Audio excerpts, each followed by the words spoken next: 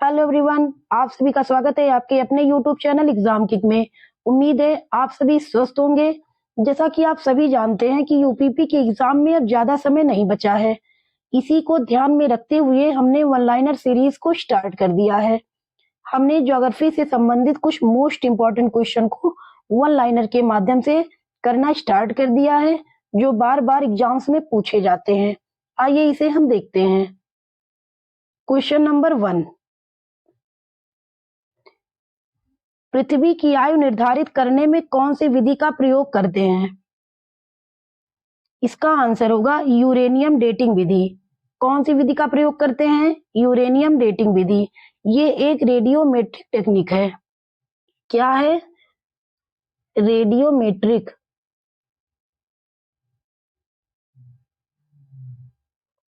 Radio इसे हम radiometric technique कहते हैं।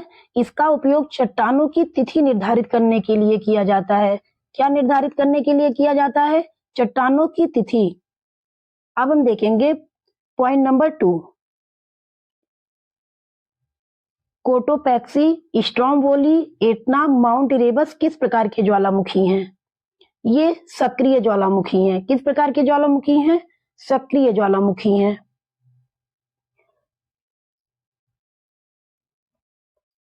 कोटोपैक्सी कहाँ स्थित है? कोटोपैक्सी इक्वेडोर में स्थित है। कहाँ स्थित है? ये इक्वेडोर में। स्ट्रोम्बोली इटली के सिसिली के उत्तर में लिपारी द्वीप पर स्थित है। इसे हम क्या कहते हैं? इसे हम भूमध्य सागर का प्रकाश स्तंभ कहते हैं। किसको कहते हैं? स्ट्रोम्बोली को। भूमध्य सागर का प्रकाश स्तंभ। और एटना ज्वालामुखी, एटना ज्वालामुखी कहाँ है? एटना ज्वालामुखी ये भी इटली के सिसिली द्वीप पर है। अब हम देखेंगे माउंट एरेबस कहाँ पड़ता है। ये ज्वालामुखी अंटार्कटिका महाद्वीप पर है। कहाँ पर है? अंटार्कटिका महाद्वीप पर। अब हम देखेंगे पॉइंट नंबर 3, पर्वत शिखर व उनकी अवस्थिति। इसको हमने सही सेट कर रखा है। अब हम देखेंगे ये पड़ते कहाँ कहाँ पर है। एल्ब्रुस पर्वत किस देश में है? ये है रूस में। किलिमंजारो तंजानिया में है। और तंजानिया कहाँ है? तंजानिया अफ्रीका महाद्वीप में है। कहाँ पर है? अफ्रीका महाद्वीप। और माउंट कुक, माउंट कुक कहाँ है? ये न्यूजीलैंड में है। मैकिनले, मैकिनले यूएसए में। कहाँ पर? संयुक्त राज्य अमेरिका। अब हम देखेंगे पॉइंट नंबर 4,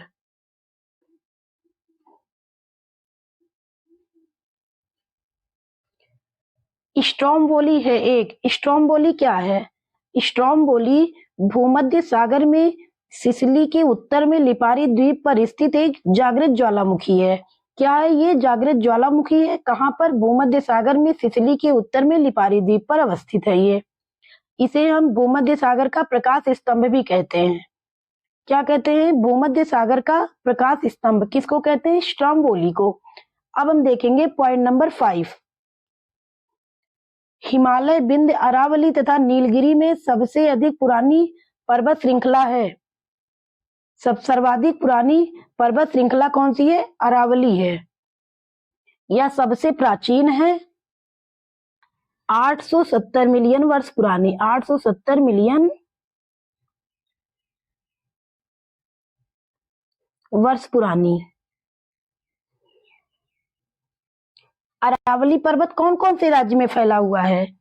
यह राजस्थान, हरियाणा, गुजरात, दिल्ली राज्यों में फैला हुआ है। अब हम देखेंगे पॉइंट नंबर 6, एटलस पर्वत किस महाद्वीप में स्थित है?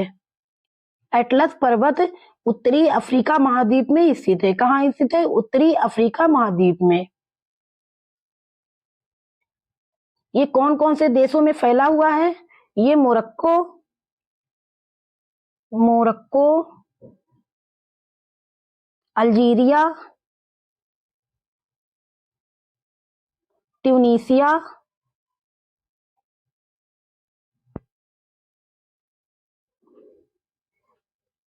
आदि देशों में होकर लगभग ये 2500 किलोमीटर तक फैला है। कितना फैला है? 2500 किलोमीटर तक।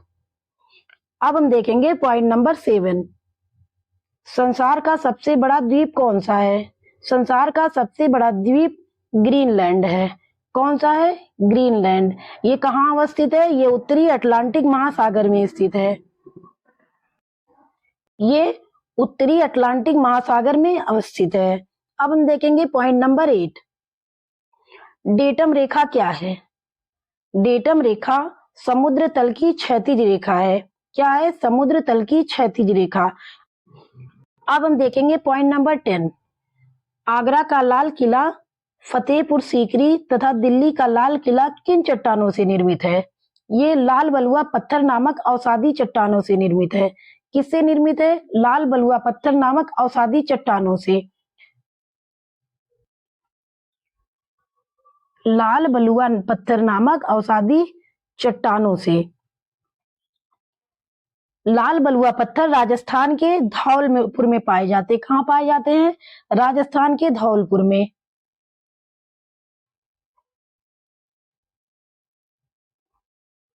राजस्थान के धौलपुर में। ये तलछट चट्टाने हैं। ये ज्यादातर क्वार्टर्ज रेत से बना हुआ होता है। किससे बनता है? क्वार्टर्ज रेत से बनता है। पॉइंट नंबर 11 तथा पॉइंट नंबर 12 इसको हम ऊपर समझ चुके हैं, ये दोबारा रिपीट हो गया है। संसार का सबसे बड़ा द्वीप ग्रीनलैंड है और डेटम रेखा समुद्र तल की क्षैतिज रेखा है। अब हम देखेंगे पॉइंट नंबर 13। पृथ्वी के धरातल से ऊपर की ओर वायुमंडल के विभिन्न स्तरों का सही अनुक्रम क्या है? क्षोभ मंडल ये सबसे निचला मंडल है, इसके बाद समताप मंडल, फिर मध्य मंडल, फिर आयन मंडल, इसके बाद बहिर्मंडल। क्षोभ मंडल को हम ट्रोपोस्फियर कहते हैं। यह पृथ्वी की सतह से लगभग 12 किलोमीटर तक होता है, 10 से 12 किलोमीटर तक। समताप मंडल ये 10 से 30 किलोमीटर के आसपास होता है। समताप मंडल को हम स्ट्रेटोस्फियर कहते हैं। क्या कहते हैं? स्ट्रेटोस्फियर। मध्य मंडल को मीजोस्फियर, आयन मंडल को आयनोस्फियर, बहिर्मंडल को एक्सोस्फियर कहते हैं। अब हम देखेंगे क्षोभ मंडल को। क्षोभ मंडल में मौसम संबंधी गतिविधियां होती है। कौन सी गतिविधियां होती है क्षोभ मंडल में? मौसम संबंधी गतिविधियां। और समताप मंडल के निचले स्तर में ओजोन परत पाया जाता है। कौन सी परत होती है? ओजोन परत होती है। और जेट विमान इसी मंडल में उड़ाए जाते हैं। अब देखेंगे मध्य मंडल। मध्य मंडल मीजोस्फीयर जो होता है, इस परत में ऊंचाई के साथ में तापमान गिरता जाता है। क्या होता है मध्य मंडल में? ऊंचाई के साथ तापमान गिरता जाता है। आयन मंडल। आयन मंडल को हम थर्मोस्फीयर कहते हैं। आयन मंडल 50 से 400 किलोमीटर ऊपर तक होता है, उसके ऊपर बहिर्मंडल होता है। अब हम देखेंगे पॉइंट नंबर 14। नागरिक उड्डयन की दृष्टि से वायुमंडल की कौन सी परत उत्तम मानी जाती है? यह समताप मंडल माना जाता है। कौन सा मंडल होता है? समताप मंडल। समताप मंडल के निचले स्तर में ओजोन परत भी पाया जाता है। अब हम देखेंगे पॉइंट नंबर 15। अफवाह क्षेत्र की दृष्टि से कौन सा विश्व की सबसे लंबी नदी है? अफवाह क्षेत्र की दृष्टि से कौन विश्व की सबसे लंबी नदी है? सबसे लंबी कौन सी नदी है? यह है अमेजन। अमेजन नदी दक्षिण अमेरिका में बहने वाली नदी है। यह ब्राजील कहाँ बहती है? ब्राजील, पेरू, बोलीविया,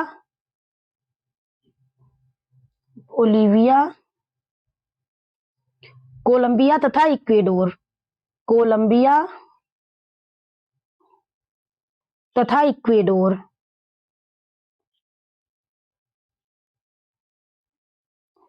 ये कहाँ बहती है? ब्राजील, पेरू, बोलीविया, कोलंबिया तथा इक्वेडोर में बहती है। अब हम देखेंगे पॉइंट नंबर 16।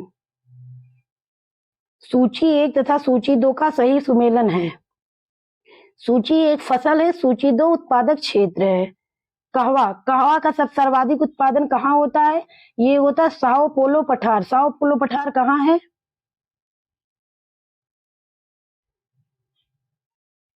साओ पोलो पठार ये है ब्राजील में।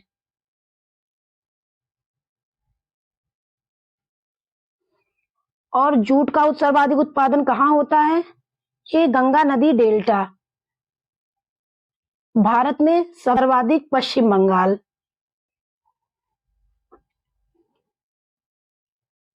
चावल, सर्वाधिक चावल का उत्पादन कहाँ होता है? ये होता है यांगटीसी क्यांग बेसिन में। ये कहाँ पे है? चीन। चीन में यांगटीसी क्यांग नदी बेसिन। और गेहूं, सर्वाधिक गेहूं का उत्पादन कहाँ होता है? ये होता है प्रेयरी मैदान। प्रेयरी मैदान कहाँ है? उत्तरी अमेरिका में है। कहाँ? उत्तरी अमेरिका। कहाँ पर है? उत्तरी अमेरिका में। अब हम देखेंगे पॉइंट नंबर 17। कोयला किस प्रकार की चट्टानों का उदाहरण है? कोयला परतदार चट्टानों का उदाहरण है। इसे हम अवसादी चट्टानें कहते हैं। कौन सी चट्टानें? अवसादी चट्टानें। इनका निर्माण चट्टानों के चूर्ण के इकट्ठा होने से होता है। किससे? वो चट्टानों के चूर्ण से इकट्ठा होने तथा अवसादों से होता है।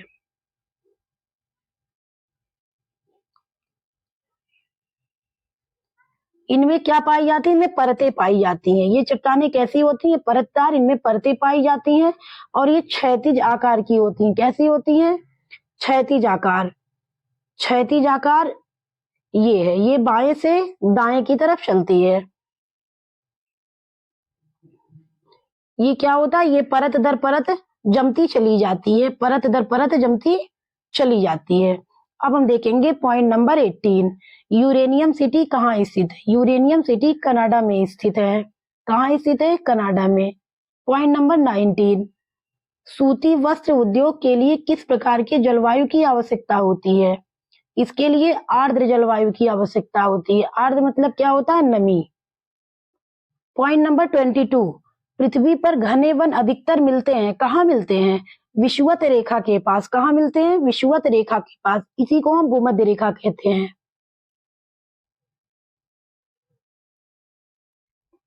इसी को हम भूमध्य रेखा कहते हैं। यहाँ पर वर्ष भर सूर्य लंबवत चमकता है, जिसके कारण वर्ष भर मौसम क्या होता है? समान होता है। रात तथा दिन में ज्यादा अंतर नहीं होता। यहाँ का टेम्परेचर जो होता है वो लगभग समान होता है। और बारिश यहाँ पर रोजाना शाम के 4 बजे के आसपास प्रारंभ हो जाती है।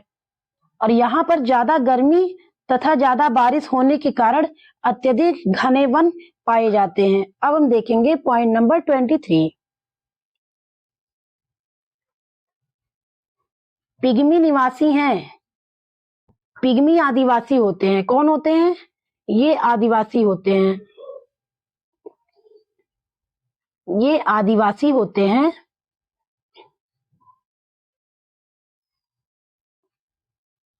ये आदिवासी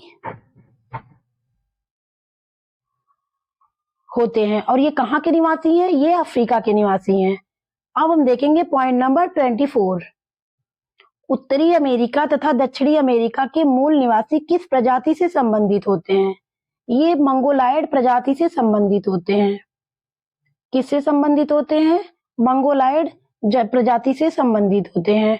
पॉइंट नंबर 25। अधोलिखित सूची सुमेलित है। समुद्री यात्री देश तथा खोजें। इसमें नंबर 1 पर वास्को डिगामा। वास्को डिगामा कहाँ का निवासी था? ये पुर्तगाल का निवासी था। इसने कौन से देश की खोज की थी? इसने भारत की खोज की थी। और किस सन में खोज की थी? 1498 में। कब? 1498 में। वास्को डिगामा भारत की खोज 1498 ईस्वी में किया था। यह 20 मई 1498 को केरल के कोझिकोड जिले के कालीकट बंदरगाह पर पहुंचा था।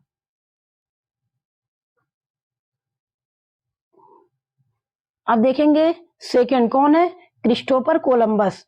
कोलंबस कहाँ का निवासी था? ये स्पेन का निवासी था। इसने अमेरिका की खोज की। अमेरिका की खोज कब की थी? 1492 में इसने अमेरिका की खोज की थी। कैप्टन कुक, कैप्टन कुक कहाँ का निवासी था? ये ब्रिटेन का निवासी था। इसने ऑस्ट्रेलिया की खोज की थी। और तस्मान, तस्मान कहाँ का निवासी था? ये हॉलैंड का निवासी था। इसने तस्मानिया तथा न्यूजीलैंड की खोज की थी। आज बस हम यहीं तक करेंगे, आगे करेंगे हम नेक्स्ट सीरीज में। तो आपको वीडियो पसंद आए तो लाइक, शेयर तथा सब्सक्राइब अवश्य करें। धन्यवाद।